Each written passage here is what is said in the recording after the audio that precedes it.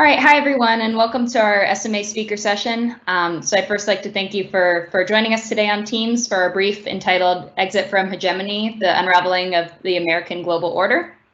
I'd also like to thank today's speakers, Professor Daniel Nexon and Dr. Alexander Cooley, for taking the time to present today. So before we begin, I have a few quick housekeeping items. So first off, there will be a Q&A portion of the team session after the conclusion of the brief. So to engage in the Q&A, just feel free to submit your questions via the live event Q&A chat and click on the chat icon. It's two overlapping speech bubbles. One has a question mark. And also be sure to type in your name and affiliation before your question, or if you prefer for your name not to be recorded, you can submit your questions anonymously. You can also vote on which questions you'd like addressed by hitting the like button next to the question. So now I'm going to briefly turn the floor over to Mr. David Montgomery to give today's introduction. So David, over to you. Sure, I'll keep it brief. I think folks have probably seen the introductions, the general background of Alex and Dan in the email that went forward, but I'll just say that sort of where they're located. Alex is director of Columbia University's Harriman Institute, the study of Russian, Eurasian, and East European studies, and he's also Claire Tow Professor of Political Science at Barnard College at Columbia. And then Dan Nexon is professor in the Department of Government and the School of Foreign Service at Georgetown University. They're both going to be talking about the book Exit from Hegemony, which also a recent article in Foreign Affairs presents part of the argument on how American hegemony ends. So I'll turn it over to you guys, and thanks for doing this. Thank you. So can I share now? Is that going to work?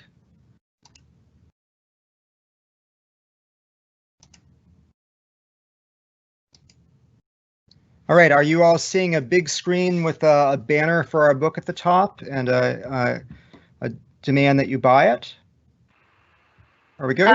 Yes, it's on now. Okay. So I want to start this talk with the kind of key takeaways so that, everybody's kind of clear on what we're arguing. That's our book on the right. I just want to be clear, we did not choose that cover. That was up to the press. In fact, part of our argument is that the debate over Trump and Trump foreign policy has obscured the degree to which American hegemony has been unraveling for many years now. So our basic claim is that the current national security strategy is correct in that U.S. global hegemony is over. Now, I emphasize global because there's a big difference between, for example, being a regional leader or regional hegemon, or even in the kind of hegemonic power the United States was in the Cold War period, in which it had a very large globe-spanning order that was nonetheless pitted against a distinct and largely separate order, and being the kind of truly global hegemonic power that the United States was in the 1990s and in the aughts. And our argument is very specific to that kind of hegemonic power, what some people call the unipolar moment. Unlike a lot of arguments that focus on the decline of American leadership and the power transition that seems to be ongoing between the United States and Asia in general, and China in particular, we are not so concerned with the so-called Thucydides trap. That is the idea that the danger of great power war is at its highest when you have a rising revisionist challenger and a relatively declining incumbent hegemon, and that their key issue is how do they adjust relations among them to prevent that war from breaking out. I'm actually personally kind of skeptical of the universality of the Thucydides trap, and we're happy to discuss that in Q&A, but it's not what we want to focus on. Instead, what we're interested in is what happens during power transitions and the way that contestation and conflict over order generated by dynamics associated with the shift in relative economic and military power can threaten the U.S. power position itself, right? So you have a shift in capabilities, but that can affect the order in ways that we think can erode U.S. power. So before we continue and to sort of clarify the argument, I want to talk a little bit about what we mean by international order. Now, international order is a really vague concept. We're actually not that concerned with the specificity of various definitions, but we are concerned with some ways in which people use international order. So if you've seen discussions of international order in foreign policy or foreign affairs, or even I've seen some of them in Defense Department documents or in national security strategies that primarily focus on the sort of rules, norms, values, international law, the rules of the game, things like that, right? So the question is, how much is international order favorable to human rights norms, or the fact that we live in international order at least since 1945, probably since 1919, which considers wars of aggression illegitimate as opposed to the normal things that great powers do for honor and glory, those types of things. And a lot of the literature on international order is focused on those high-level abstract questions about norms and values. We call that the architecture of international order. And one of the things that we want to emphasize is that international orders also have an infrastructure.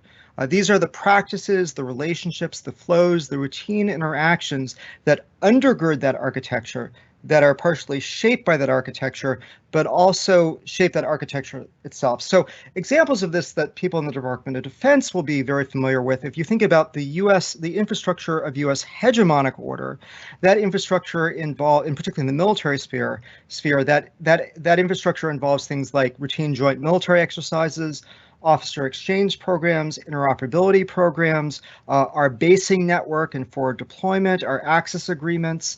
It involves multilateral institutions like NATO and the headquarters in Brussels, and all these vectors by which you have routine flows and interactions and even interpersonal relationships and interorganizational relationships that are developed as part of the practice of hegemony and the ordering of international politics. More broadly, outside of the sort of US military hegemonic infrastructure, we have things like the entire UN system, a whole range of institutions, development practices, people on the ground in the developing world teasing out projects or implementing projects or coordinating with the World Bank, which is itself part of the UN system. That's what we mean by infrastructure. And our argument, in fact, in part, is that infrastructure is much more important than the debates about international order that focus on rules and norms lead us to believe, and that also infrastructure is commingled with architecture, so that changes in the architecture or contestation over the architecture can affect the infrastructure, just as a lot of contestation over the infrastructure is what we're seeing now due to power transition dynamics. So to understand exactly what happens during power transitions and why both the architecture and also the infrastructure of order come under pressure, we need to understand that the heart of hegemony, that is leadership, the ability of a predominant power to order international politics, to establish infrastructure, to establish rules of the game, is the existence of a patronage monopoly. That is, that what hegemons have is they have a preponderant ability to provide various kinds of private, public, and club goods that other states may want, or that other leadership in other states may want, or that might generally bring about changes in the texture of international order. So those things might extend from security guarantees all the way up through trade regimes, through development programs, through these kinds of rules and norms, through standard setting and regulatory standards, all of which are these kinds of goods. Now, in purely hegemonic systems, the hegemon is the only one capable of providing that, or is the only one capable of providing the sufficient quality of those goods that it makes it much more attractive. And because it is the only actor capable of providing the preponderant quality and quantity of those goods, that gives it enormous leverage. It can offer those goods in exchange for various kinds of concessions or compliance with its dictates. It can also threaten to withhold those goods as a way of coercing compliance with its preferred policy positions. The United States uses its provision of security goods to South Korea in the 70s to shut down its nuclear weapons program. It uses sanctions, exclusion from international financial architecture and economic order to try to enforce its will, sometimes successfully, sometimes less so, on other states. In fact, in the 90s, what's interesting is that while the United States had was not so much a pure monopoly, but a de facto monopoly that was a consequence of it being in a cartel with a number of other great powers, all of which were in the US system. So Germany, Japan, the United Kingdom, etc. Now, what's happened because of power transition dynamics is the United States has lost that monopoly. There are now a variety of other actors, not just China and Russia, but also a variety of regional powers that are capable of offering, reasonably good aid, development assistance, even, even some cases security guarantees that start to look kind of comparable, if not attractive, or if not even necessarily potentially better than those offered by the United States. And this has a variety of effects. The first set of effects are what we call supply side effects. And these are effects that essentially make exit options possible, which is just a fancy way of saying that there are other suppliers in town. So now there's something like a more marketplace for security, economic, trade, normative, prestige goods. It also has demand side effects, and there are kind of two dimensions of this. The first is that the breaking of the patronage monopoly increases the sort of salience, increases the arguments made by, and increases the sort of strength of what we call counter-order movements.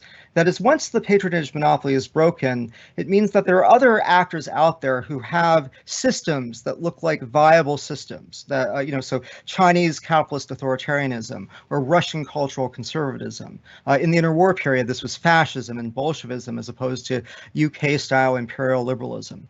And so that tends to breed counter-order movements. There's always dissatisfaction with that order, but that dissatisfaction goes up, particularly in core states when power is shifting away from the leading powers, when things look uncertain, when there are these other models available. Now, those counter-order movements produce themselves, and also something that's also generated by the demand side effects independently, which are governments that are interested in new bargains. So once the patronage monopoly is broken, states can start having ideas about shopping around for other goods. They can have ideas about alternative ways of ordering international politics that maybe they've always wanted, but now become sort of possible to imagine. At the same time, the strengthening of counter-order movements puts pressure on some governments to change their preferences and their ideologies toward prevailing order. And those counter-order movements themselves sometimes take over governments. This is essentially, again, the interwar story period in which fascist movements come to power in places like Italy and Germany.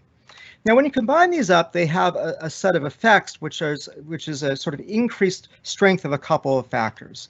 The first is the leverage of weaker powers. This is essentially just the story of a marketplace for goods and alternative patrons and exit options, which means that even if states don't want to leave, for example, the US or the Western provided ordering system, they can always strike better bargains by being able to threaten to go elsewhere. This was something that was very common during the Cold War in some states that tried to flip between the US and the Soviet Union, or later between the Soviet Union and China, and tried to play off to get a better deal.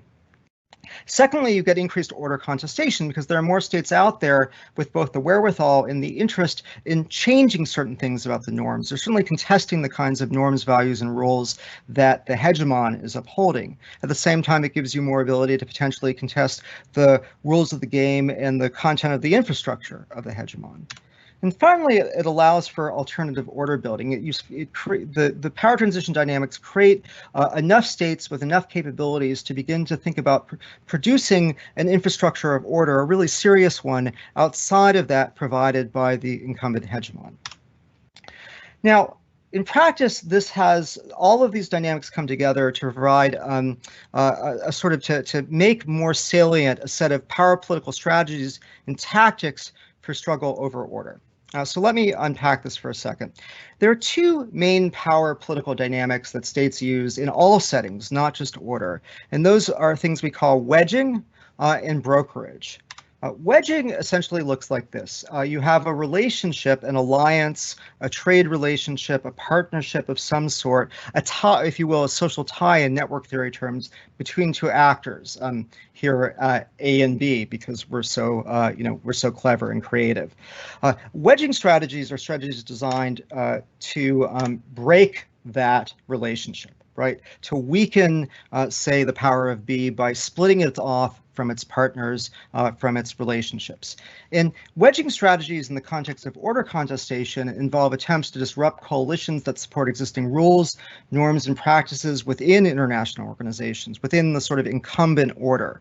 So you can try to change those coalitions in support of things like human rights or whatever. Alex will have some specific stories about this, about how this is happening right now. In alternative order building, wedging can take kind of two forms. It can involve sabotaging the ability of the hegemon's infrastructure, say a multilateral development bank, to function, or it can involve convincing a state or other actors to exit from existing infrastructure, right? To join new, to offer them deals that lead them to say, you know what, we're going to get out of this existing relationship. Now, the second main mechanism is what's called brokering or brokerage.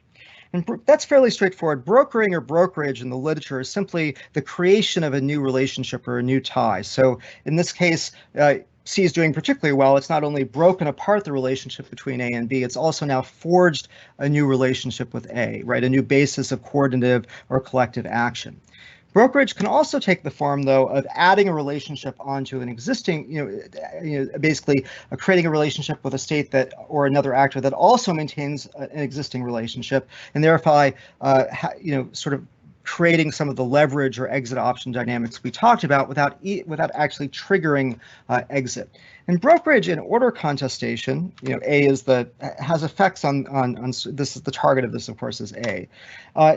In the context of order contestation, brokerage can involve building coalitions for building the coalitions. So if wedging is disrupting those coalitions, brokerage is creating new coalitions.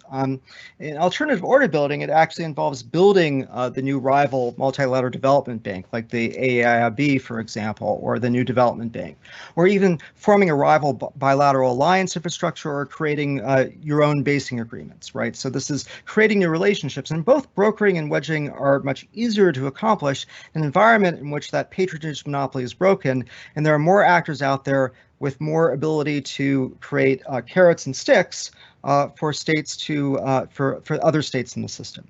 Now, Alex is going to go into some examples of how this looks actually in practice and how it's playing out now. But I want to emphasize, if you've looked at this and said, well, but aren't these kind of the same thing? Isn't wedging something that helps brokerage, or brokerage something that helps wedging? You're exactly right, and this is actually fairly critical to the ways in which the U.S. power position is being challenged by a variety of these mechanisms. So, Alex? Dan, thanks very much, and thanks again for sharing your afternoon with us. So, one of the main claims in the book is that we're already very far along the road of looking at this order contestation.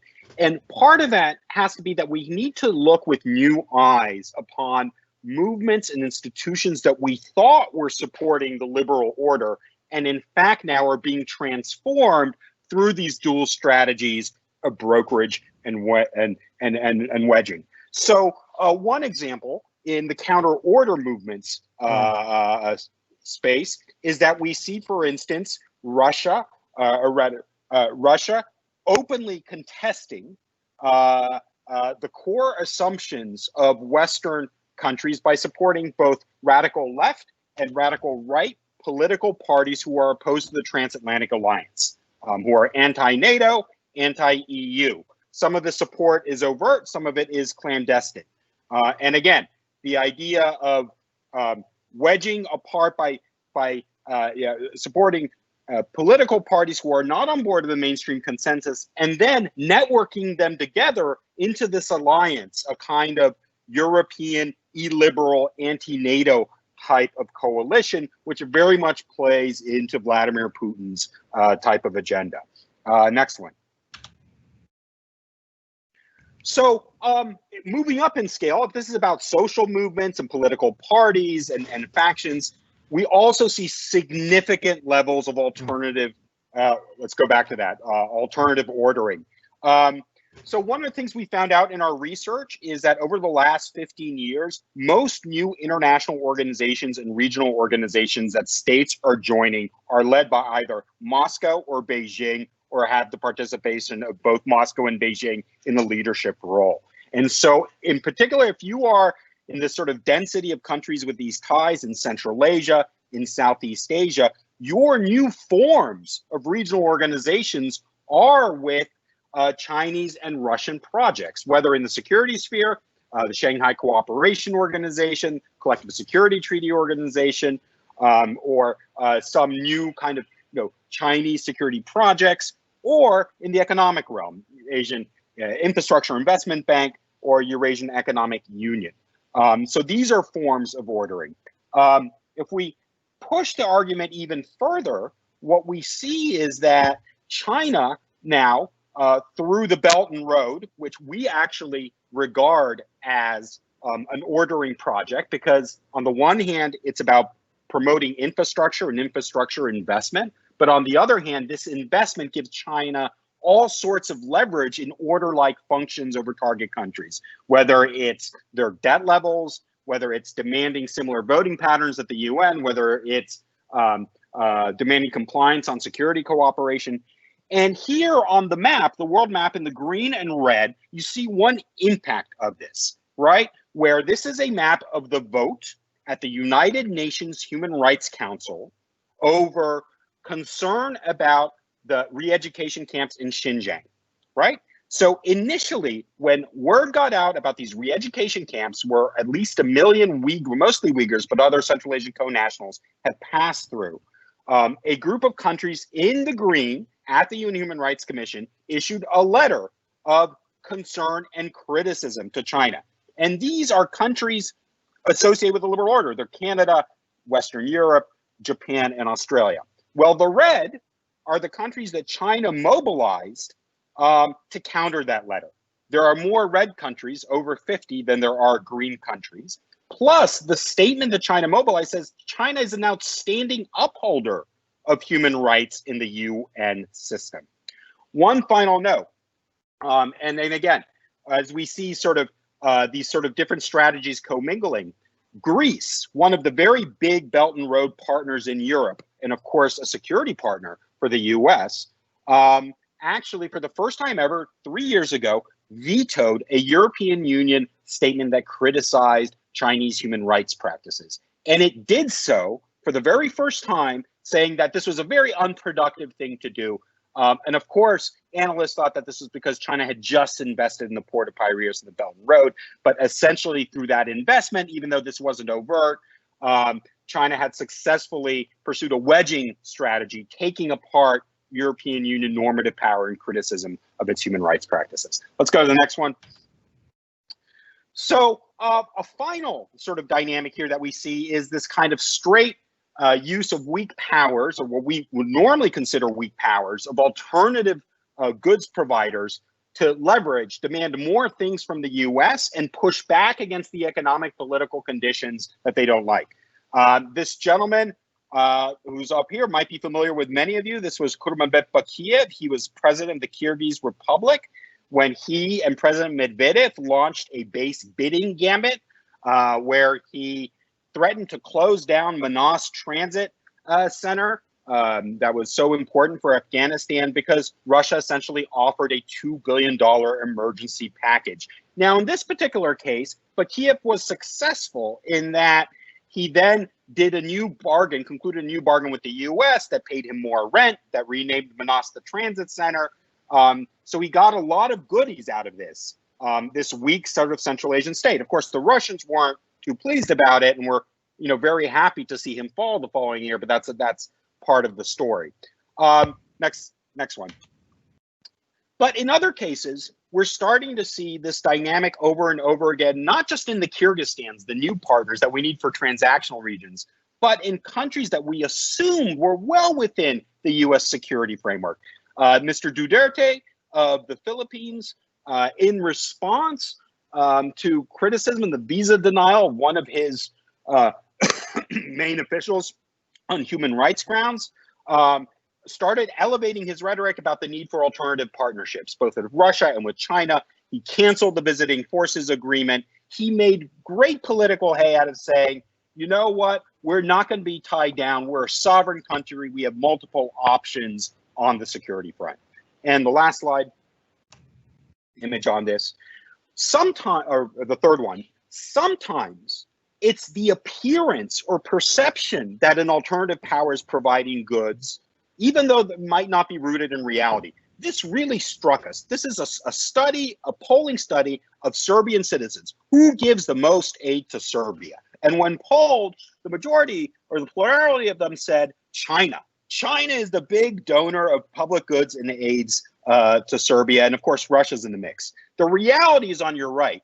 By far and away, the biggest donor is the European Union. In fact, the US is a bigger donor of aid to Serbia than China is, yet public opinion is so set that China and Russia are the alternative goods providers. In part, this is facilitated by populist politicians emphasizing that Russia and China are goods providers, that they are good for Serbian sovereignty, that they don't impose the kinds of paternal conditions that the EU and the US does. Next one. And then very finally, our interpretation of the Ukraine crisis has its origins in two competing systems of goods provision. On the one hand, you had the European Union that was offering a trade and comprehensive engagement framework with Ukraine, also visa-free travel, bringing it into the European order. And then you had Russia, who saw this as a direct geopolitical fear and started to offer goods to President Yanukovych not to join the EU agreement. So offered to buy bonds, sort of threatened to close down trade, offered subsidized energy, the things that Russia can offer. And then, of course, this escalated very quickly after the toppling of Yanukovych into the Russian security operation in Crimea and support for the separatists in eastern Ukraine. Final slide. There is no, that's it. Oh, that's it. That's it. So just to conclude on this, I'll let Dan sort of wrap up. Many of the processes that we once associated with liberal ordering are actually transforming. They're transforming right now, and they're transforming from the bottom up, the top down, and within. And these dynamics interact with each other. Our flowcharts sometimes get very messy, but there is a reinforcement of domestic politicians who want to signal the virtues of alternative partnerships that in the end provide the necessary kinds of support to enable China and Russia to broker these counter-order movements. And in our view, this is why the era of global hegemony is over. And Dan maybe can sort of talk a little bit about what we can set our sights on. So our view, and this is actually articulated, I think, most strongly in the foreign affairs piece, is that the United States does not have the resources, the diplomatic capital, or the ability to try to play the full global hegemony game because it doesn't have the kind of monopoly, either in prestige or in quantity of the kinds of goods it would need to do so, right? So it has to be prepared, for example, to lose certain battles for allegiance or for votes in the UN. I mean, it is losing them, so it has to accept some of that. But there is a question about what kind of great power the United States is going to be moving forward. And here I think we are with a lot of the consensus view, which is that the United States still has the capacity to be the strongest power easily the strongest power on Earth.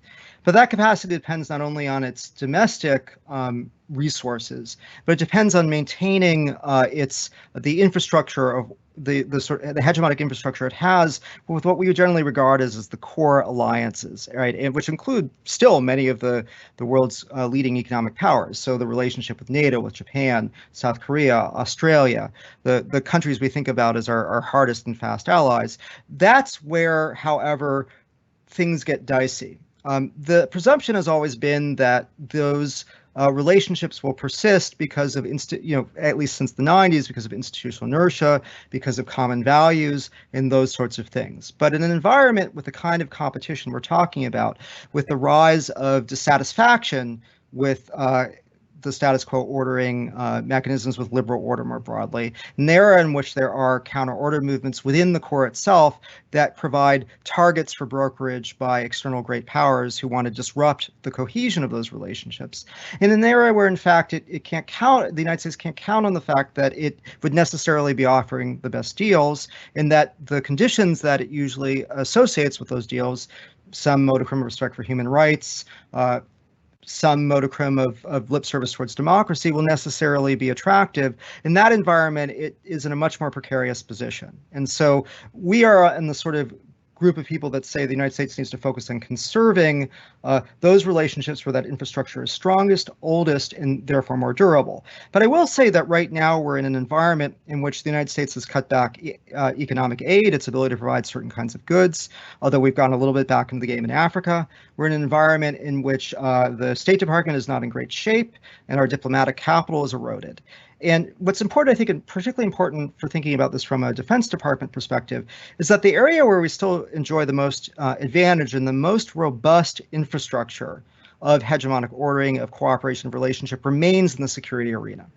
Right. So if you wanted to start about areas where you would first start to double down on conserving, on maintaining these sort of boring, banal, durable interactions that help to hold this together, it's really that's really in the security arena. But even there, we can't necessarily count on that kind of the power dynamics and the information and the trust relationships that develop perpetuating themselves on their own volition. So we think about, for example, how the U.S. has gone from a position in Turkey where the assumption is, well, whatever happens to the government, our relationship with the Turkish military based on this infrastructure will always be robust, to one in which that's much more uncertain now. Right, as Turkey has used the opportunity of alternative patrons, alternative great powers it can deal with, as a way of increasing Erdogan's ability to maneuver in an environment in which some of Turkey's policy objectives are now inconsistent with predominant ways in which the U.S. has ordered international politics. So I think that's a good enough place to end. I know this is sort of a lot, and it's also sort of a lot of stuff you already know. So we're happy to take some questions. All right, thank you. So now we're going to move on to the Q&A portion of the speaker session. So our first question is from Wayne Schatz, and the question is, as the former hegemonic power, I'm getting more questions that are coming in. As the former hegemonic power, what is the proper response that we need to take? Where can we be proactive to keep a peaceful world balance of power? Do you want me to take this, Alex?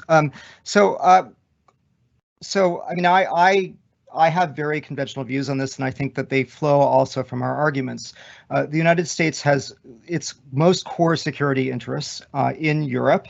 We sometimes forget the importance of keeping Europe free from from the domination of another hegemon, something that we fought 2 world wars over, and that we also have a great amount of interest in our European relationship, not just because of the security environment, but because when you look in the sort of arena of global economic power and global financial power, the arena in which we are in some ways the challenge is more advanced, with a few exceptions, than in the security arena globally.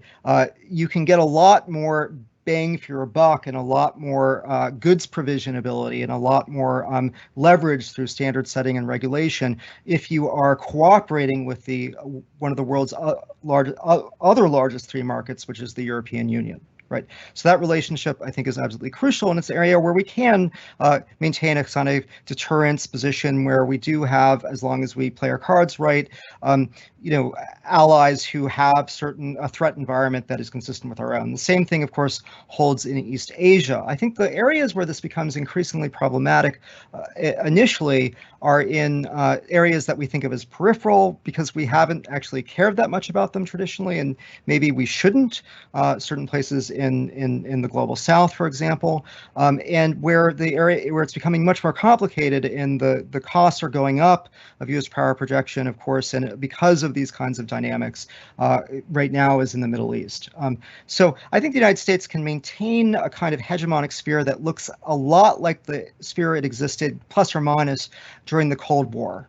But it's going to take a lot more effort to maintain that sphere, precisely because even countries within that, during the Cold War, West Germany, might play Ostpolitik, but they didn't want to become really close. They didn't want to become they wouldn't want to go over the Warsaw Pact. Like, that wasn't a viable option, right? But for a lot of countries right now, who we normally think of as Western and democratized, there are reasons why alternative patrons are much more attractive that have to do with their immediate political goals or the way that they play multipolar populism. And so we need to focus very much on those types of relationships in maintaining that's where we need to do the work to maintain the integrity of that security infrastructure. And there may be ways in which we have to even retreat back from some of the existing formal institutions. We're actually seeing proposals along this line, whether it's for a League of Democracies or trying to constitute a more consistent coalition of the willing, even with NATO, to do a lot of our kind of deterrence work. All right, thank you. Our next question is, even with all of your strong evidence, I have a hard time accepting your thesis that American hegemony has already passed, wavering perhaps, but not over. Please challenge my assumption that all of the elements of hegemony, global military prowess, and economic strength / reputation rest at the top of that list. With these assumptions, I see only China as the most likely threat to US hegemony, and then only in the longer term. Please counter my argument.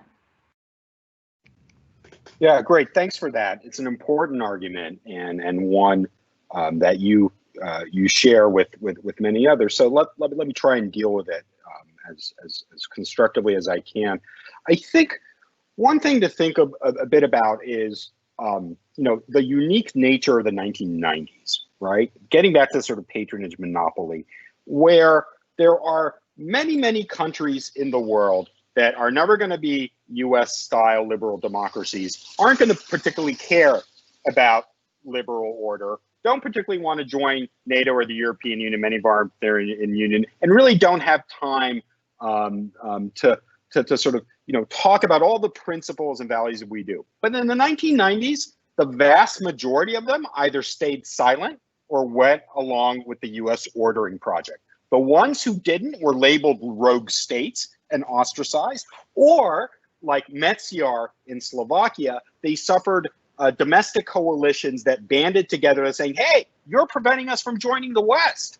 We're going to sort of toss you out of here. And that's all these coalitions had in common. Central Asian countries joined human rights regimes. They participated in NATO types of initiatives. So the question is, what was motivating them to do it back then? And part of it was that the US was the only game in town. They felt that they had to go through the motions, that they couldn't be labeled a rogue regime, that they were, if not being socialized into it, they would act the part to avoid sanctioning and punishment.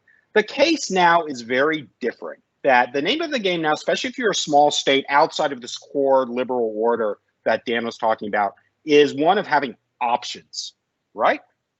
Doesn't mean the US isn't part of the mix. It is.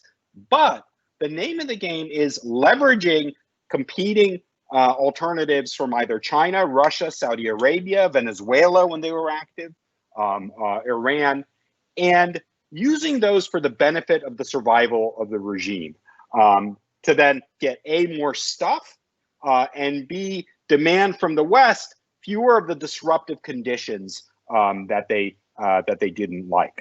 So I think if you use the 1990s as your standard, politics is a lot more messy, a lot more multipolar, a lot more complicated now. And if you see some of these arenas that we just assumed were going to toe the liberal order line, like the UNHCR example, but not just, you see outcomes that are very different than the kinds of global governance we would expect. Let me just add very briefly that it's important to disaggregate hegemony, right? The question when you talk about leadership is leadership where and in what domains. So I think the strongest case that the United States maintains the kind of global hegemony that we usually talk about when we talk about the US as being a world hegemon, and as opposed to being an extremely powerful, great power with regional hegemonies, is dollar hegemony. right? The fact that that dollarization is really embedded in so many aspects of the world economy that we have things like a soft budget constraint. We seem to be able to spend and cut taxes without worrying about inflation because everybody's always got there's such high demand for dollars. It also means that we have maintained our centrality in the financial flows, which gives us enormous sanctioning leverage. So if you want to think about dollar hegemony, right, it looks really robust right now. It looks more robust, for example, than hegemony in, say, the development sector, where we really are, I think, under pressure from China. It looks more robust, I think, even than U.S. military hegemony in East Asia, where I think, we never know whether what the military balance actually looks like until it's tested. But I think we do have a tendency, I worry that we have a tendency to sort of overestimate we have a tendency to assume that our strengths will perpetuate into the future or are perpetuated even now. We have a tendency to sort of ignore warning signs. But that being said, even if you think about something like dollar hegemony, which is really the area where we just unequivocally still have hegemony, we still see some warning signs. We see the use of sanctions driving some states to look upon ways of routing around U.S. financial relations. We see serious interest in that developing now. And if you think about it, in the 70s, if people wanted to de-dollarize within the U.S. hegemonic sphere, we could threaten to withdraw our security guarantees. We had all sorts of leverage we could use to force dollarization after the collapse of the Bretton Woods system. How do we do that, right, if China and Russia decide that they're going to exit from dollar convertibility, right? How do we do that if Iran decides to go that way? How do we do that if the Europeans, how do we do that? The Europeans say, screw it. We don't want all these sanctions on us over something like Iran policy. So we're going to do some of this and we dare you, right? Go for it, right? How do we do that with countries in Africa? So it's that kind of erosion that means that we still have a lot of power, but it means we aren't really globally hegemonic in the way that we are used to thinking about it. All right, thank you. Our next question is from Mia Bloom, and the question is, regarding the story you told about Serbia, what accounts for such a massive discrepancy between how countries perceive where their financial support and aid comes from versus which country is actually supporting them? Is Chinese aid targeted towards large, showy projects, whereas EU aid might be smaller and more spread out and harder to visualize? Yeah, that's just a great question. Yeah, I would say three factors. One is the nature of projects, infrastructure, high-profile projects. In this particular case, sort of train links do grab the headlines more. That's one. But two, I think a concerted information space that consists both of Chinese and Russian global media, right? That not only provide news stories, but critically also provide increasingly the wire copy that local newspapers take to cover their perspective on these events, right? So it's not just everyone's watching CCTV. That's probably not happening in Serbia.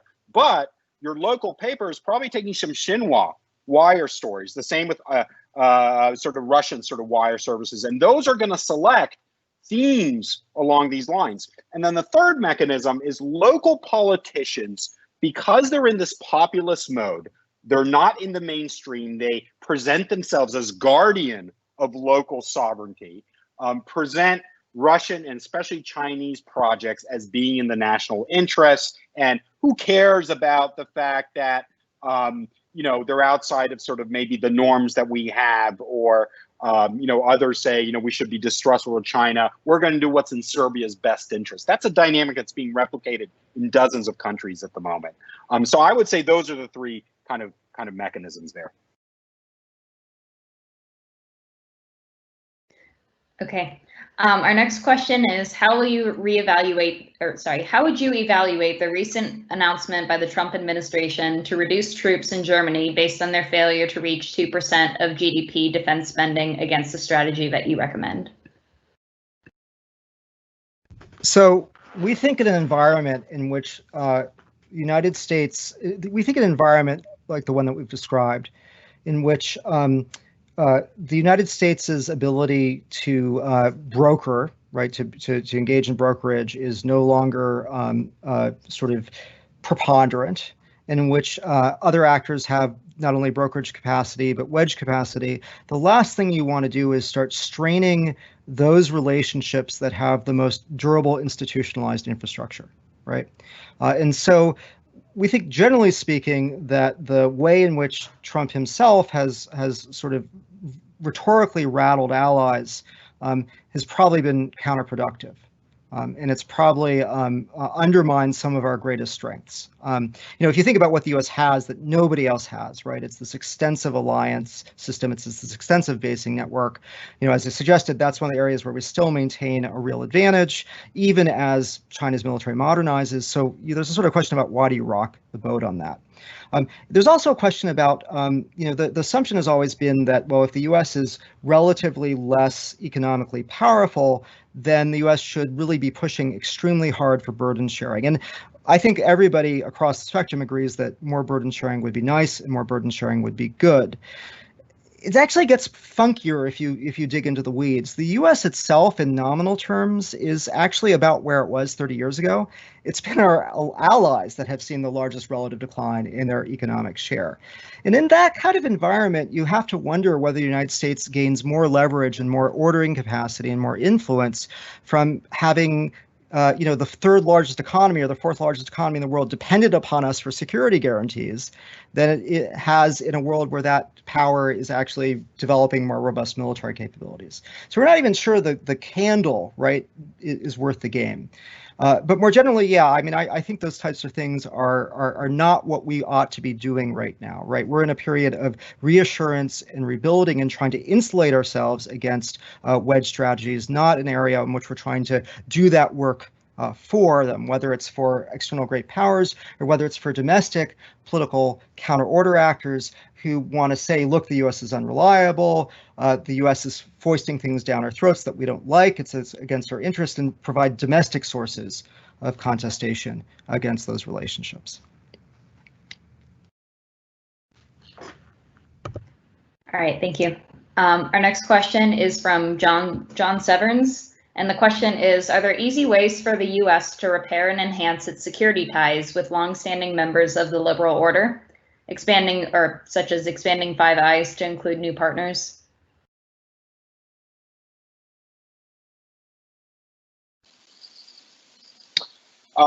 So if they were easy, I would like to think I would have thought of them, but I'm sure there's sort of opportunities out there. I do think that there needs to be a periodic rearticulation of the value of these networks and relationships that I think many politicians, not just here in the US, don't do as good of a job as they should in terms of maintaining.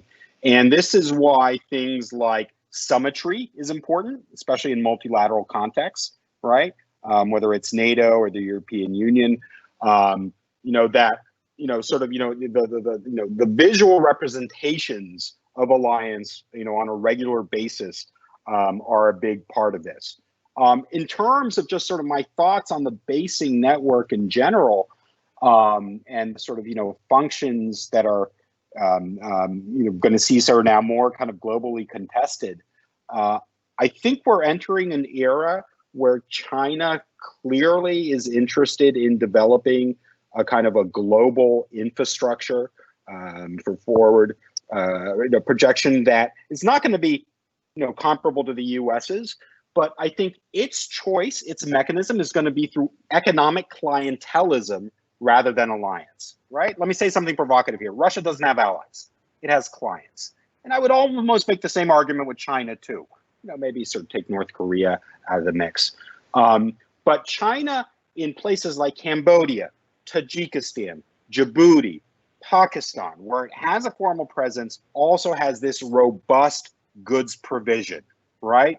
That opens the door up to then this selective type of security and intelligence presence. So, I think one of the things that we have to do is be aware of, the kind of dual purpose, right, of a lot of these Chinese investments and partnerships, because they are having this, this kind of security dimension to them, even if they're not undertaken by official Chinese security actors.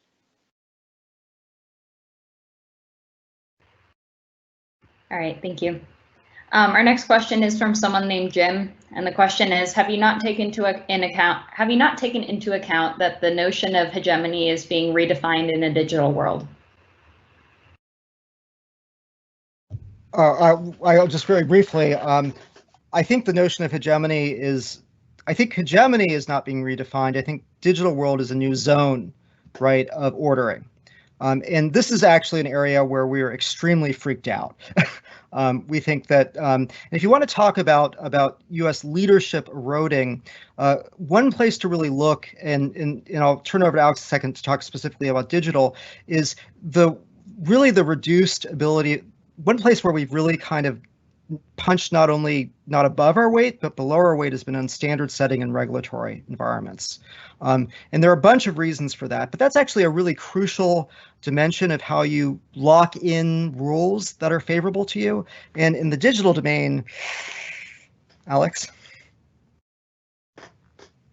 What's happened is that China and Russia have won the battle over who should be the party that governs internet rules, and that's sort of individual sovereign states, right?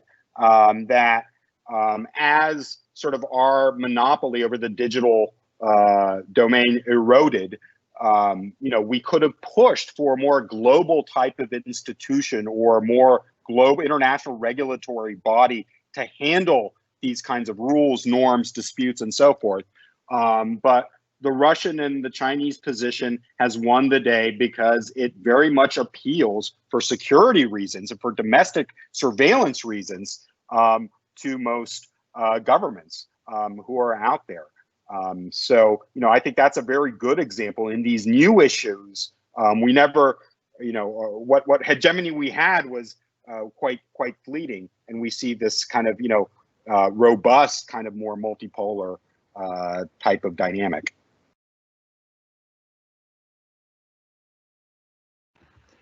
All right, our next question is from E. Gartsky, and the question is paradox of competition. The argument works if the market for security is undifferentiated, but the analogy fails if goods differentiated leads to not every supplier of security is equal. In fact, some are relabeled threat. If oligopolistic supply of security involves heterogeneity in security preferences, can have opposite effects depending on one's preferences. Put another way, competition security increases, not decreases U.S. leverage. Do you have any comments on that?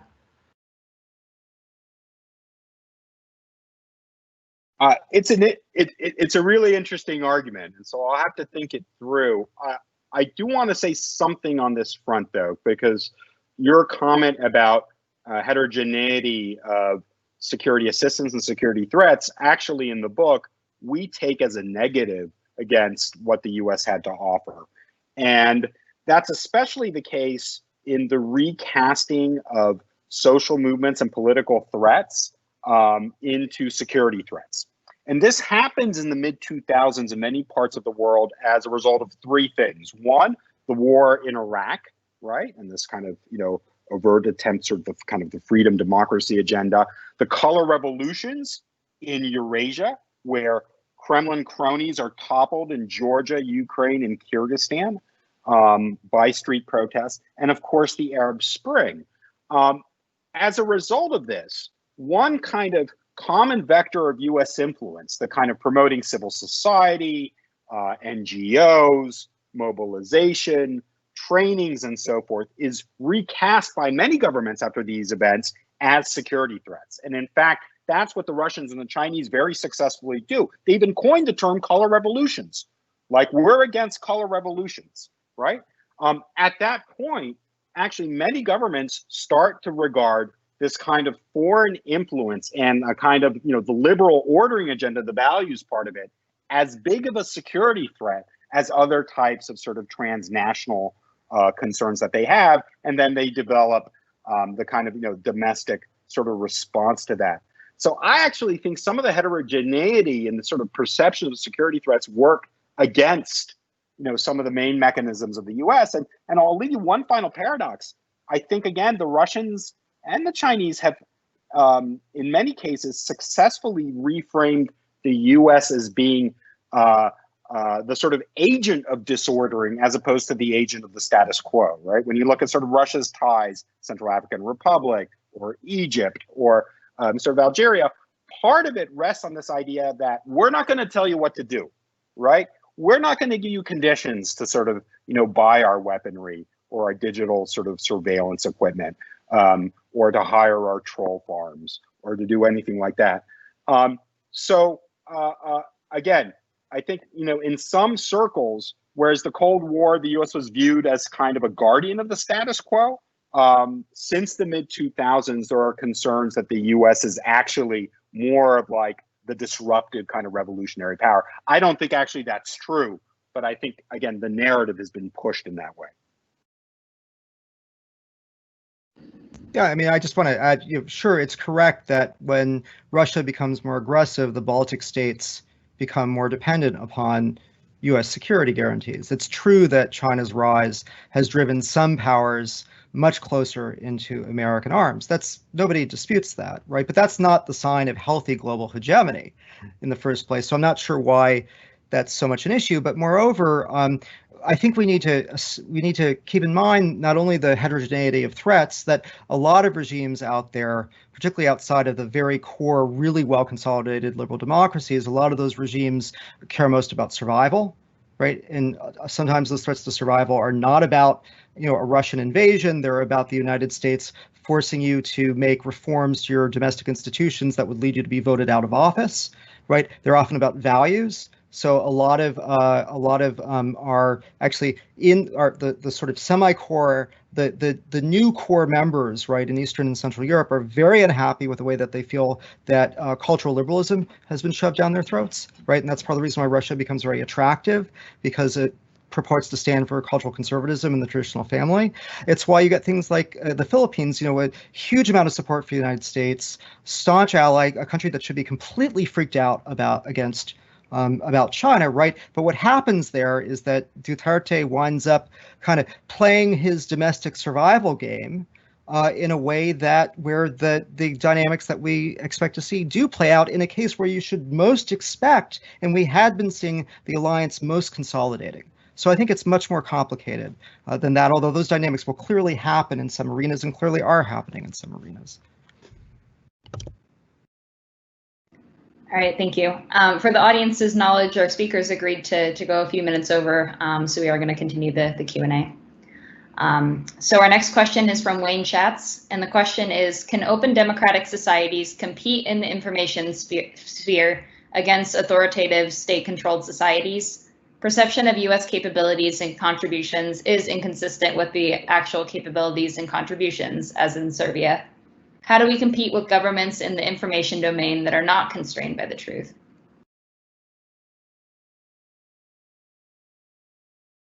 Yeah, that is a huge challenge and an issue. Not constrained by the truth and not constrained about laws in this area either, right? I mean, I think that's, part of, the restrictions, certainly in places like Europe, or, the content providers themselves and the platforms have,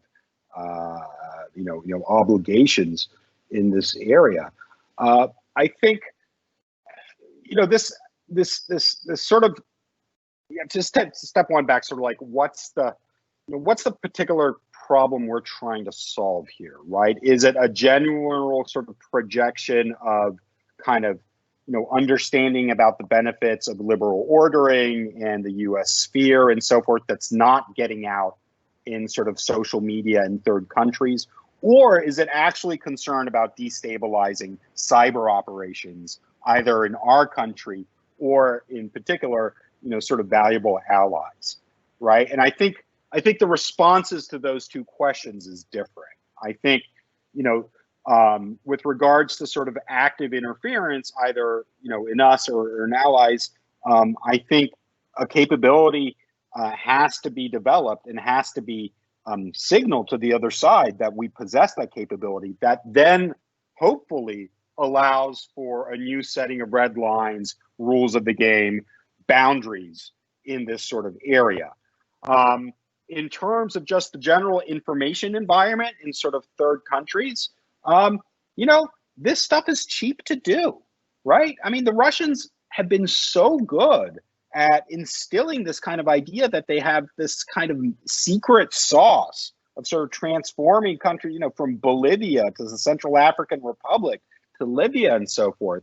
When in reality, you can, buy these sort of off the shelf from a lot of sort of, digital companies and reputation management companies. Beyond that, if you want to have a brand, you have to invest in it. So Sputnik isn't cheap, right? It has, hundreds and hundreds of millions of dollars of budget. The same with sort of Chinese state media, the same with the wire services that we talked about. So if you believe in these alternative sources of information, someone has to pay for them, and they have to be viewed as credible and as embodying a sort of a trusted news source.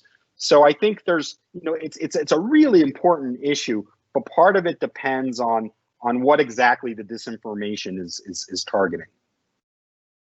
Can I just throw in one quick thing, which is that all of that's true, but we have to keep in mind that when we talk about, say, Russia trying to insert itself into a brokerage relationship with, say, cultural conservative and reactionary populist movements in the West, or we talk about China using its economic wherewithal or trying to play the influence game in various ways, we often focus on that, right? Because it's the sort of external intervention. But most of these movements, most of this ideological split is endogenous, right? Most of it's within the West. The bigger factors in polarization and in exacerbating the societal cleavages are not, Russian Twitter farms or RT. They are our own media ecosystem. Right. And so one of the big things here, when people talk about this sort of Cold War analogy that I think really needs to be thought about, is the ways in which in the West now, because in part of the way in which debates over order have been mapped onto various political cleavages. There's a really good article, by the way, in I/O for those of you who read that stuff that's coming out by Aisha Zarikol and Rebecca Adler-Neeson about this kind of linkage. But nonetheless, we have plenty of actors who would rather win the battle over political order domestically than worry about the fact that it might also cohere with the interests of external powers, right? Or it's fine because those are their interests. And so this is more like the 20s than it is like the 60s or the 70s, when you in fact have all of the different ideological positions on order and on the order that the US has built, operating, conflicting across global space, not confined primarily to one block of states, or not confined to the great powers pushing one line or the other. And that's a problem that I don't think the technical fixes deal with. I don't think sure, we shut down Russian meddling. It doesn't deal with that problem. And that's what's the term, a wicked problem, right? All right, thank you. Our next question is for Mr. Todd Veazey, the director of SMA. And the question is, did I see research indicate the need for new supernatural institutional forms? And what international order/norms gaps are present and being underserved with the aging institutions? Do these suggest the need for or emergence of new forms of international governance? Yeah, that's a great question. And I think there's different dimensions to it that might require different sort of strategies, right? One is we're seeing the metaphor we use is an ecosystem, an ecology. Used to be the case that international institutions were, tied in some ways, influenced, maybe even controlled by the US and its allies, right? And so the ecosystem was relatively homogenous. Now what you're seeing with the influx of all these new types of institutions is that the ecosystem is a lot more dense. Countries have a lot more options. The interactions and connections between non-Western forms and between Western forms and non-Western forms is happening in ways that we don't actually understand some of the unintended consequences of them. But for sure, this assumption that the whole system would acquire liberal ordering characteristics, I think, has been disproved, both in the case of China and for the case of Russia. So I think that's one answer. The second answer is I think we need to be concerned about some of these wedging tactics and forms of engagement that are coming from China, especially. So when you think about a group like the 17+1, it starts out this highly symbolic thing for sort of China engaging with the European Union. But now you're starting to see a few paper cuts as a result. European Commission is concerned that there's a divide and rule dynamic going on because you have both EU and non-EU members, and there are going to be regulatory standards that are lower than what the EU sort of offers. So I think that's sort of a second concern, is realizing that some of these new infrastructures are challenging, right? Places where we thought sort of the rules and norms and institutions were relatively configured. One final point I would say that I see in a lot of these Chinese efforts is an actual reconfiguring of what a region is. And this to me is the most intellectually interesting, but I think also most difficult problem to get a handle on. That we're used to sort of dividing up the world in certain ways, but example, the QCCM, right? This new security organization that China started in 2016 that includes Afghanistan, Pakistan, and Tajikistan. Arguably, 3 countries, and if you include sort of China, that come from different regions as we understand them, now have been doing, intelligence sharing. There's provisions there for military exercises. I think there's actual basing clauses in there, and it's no secret that you've seen the same sort of time frame, a Chinese security presence being reported in all 3 countries. So I do think there's a possibility of reconfiguring regions in ways we hadn't anticipated. And if I'm looking at sort of policy planning, I would really like to game out and think about the implications of that. Another domain, Red Sea studies, right? China wants to coin this idea of the Red Sea as a region. Ask yourself why, right? What is that link between the Horn of Africa and the Middle East that they want to preserve? So I think these are the kinds, it's not a very good answer to your question, but these are the types of questions I would be asking in response.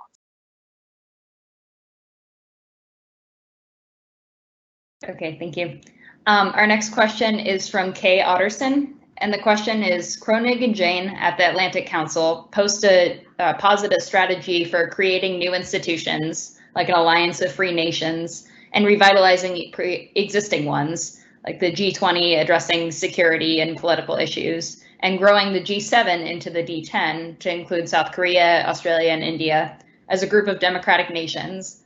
Other goals, like trying to negotiate larger, more holistic trade agreements, they are certainly addressing more of the architecture than the infrastructure, as you point out. Yeah, I'm curious if you have read their paper and what your thoughts are.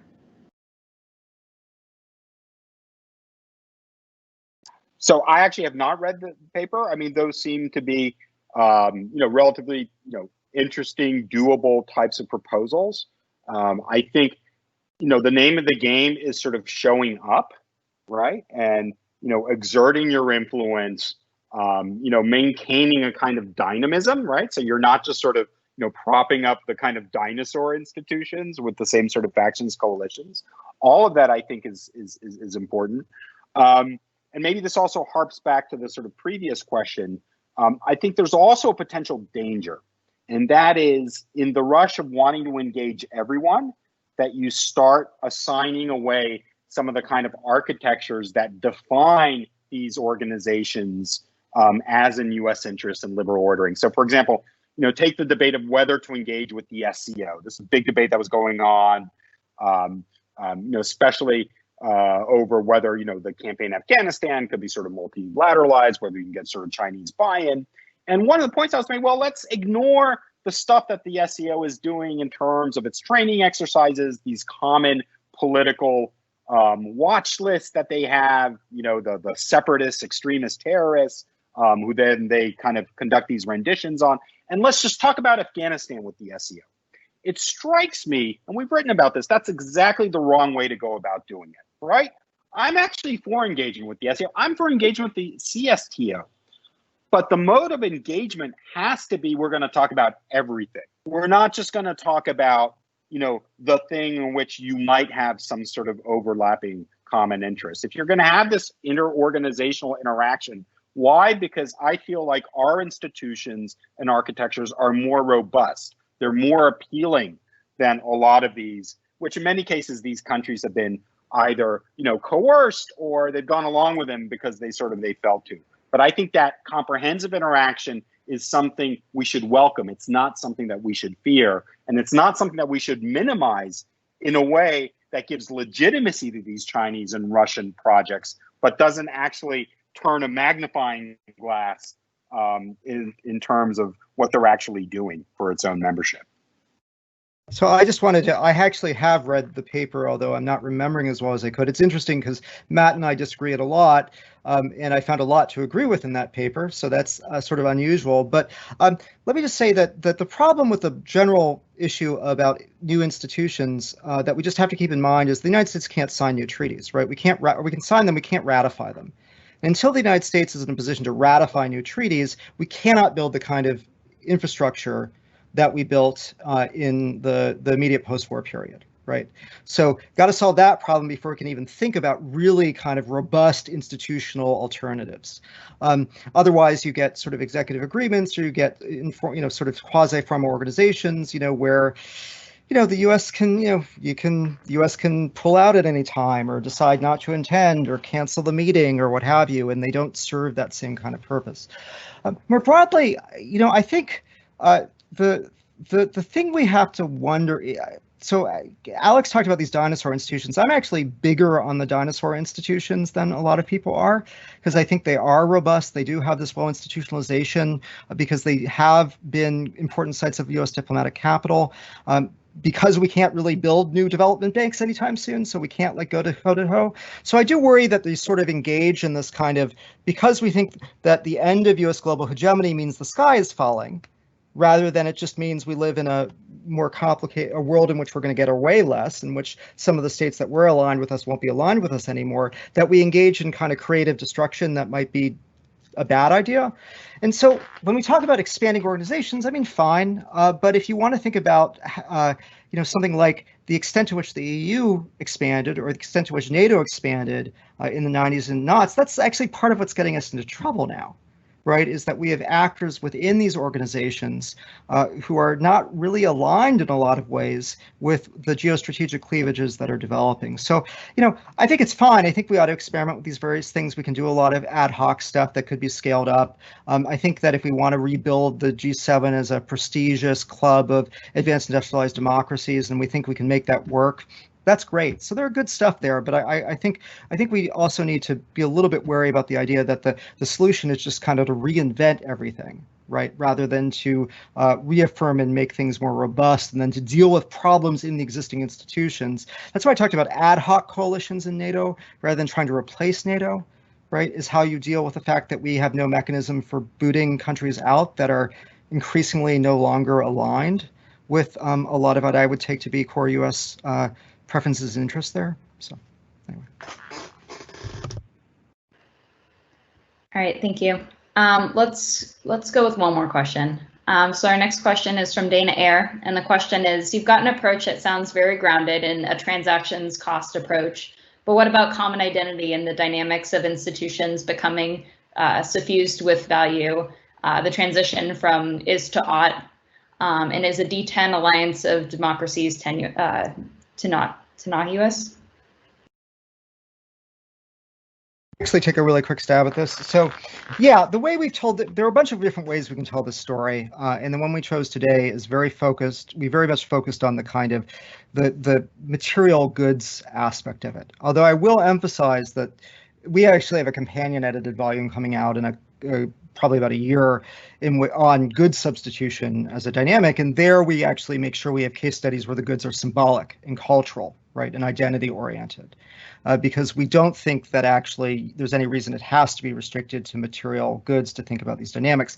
But the thing I wanted to emphasize is that yes, we think that part of the reason why I emphasize sort of well institutionalized relationships is because of the way that identity and norms and values accrete around, right, well routinized relationships, right? So the way in which you build kind of trust in information vectors through, say, interpersonal and organizational ties, right, in the U.S. military security order, or the way you do it via, something like and you maintain it and you nurture it and you show it symbolically via something like the G7, right? So I think there are really important identity and cultural dynamics, and it's right to stress that.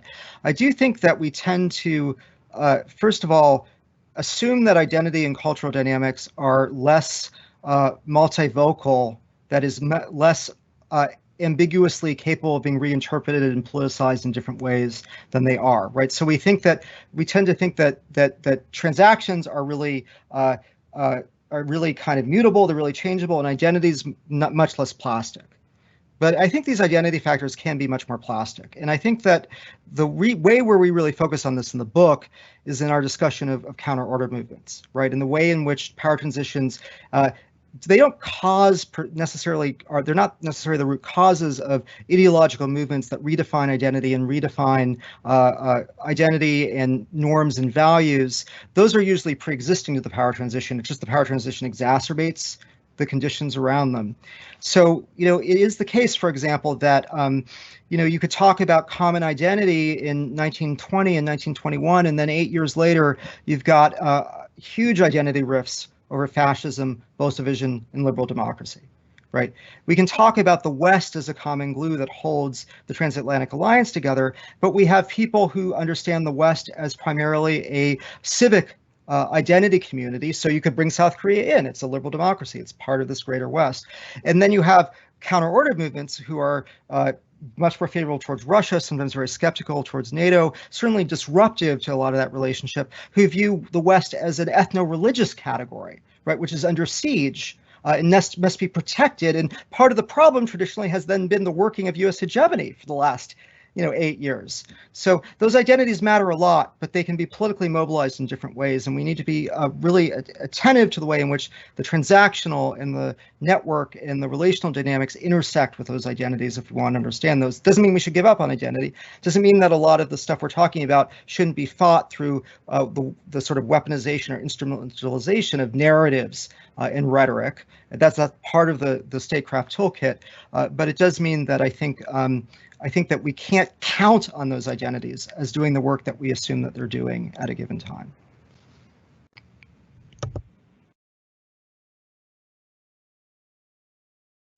All right, well, that's all the time we have today for our speaker session, but I'd like to thank everyone once again for tuning in, and thank you, Dr. Cooley and Professor Nexon, for taking the time to present.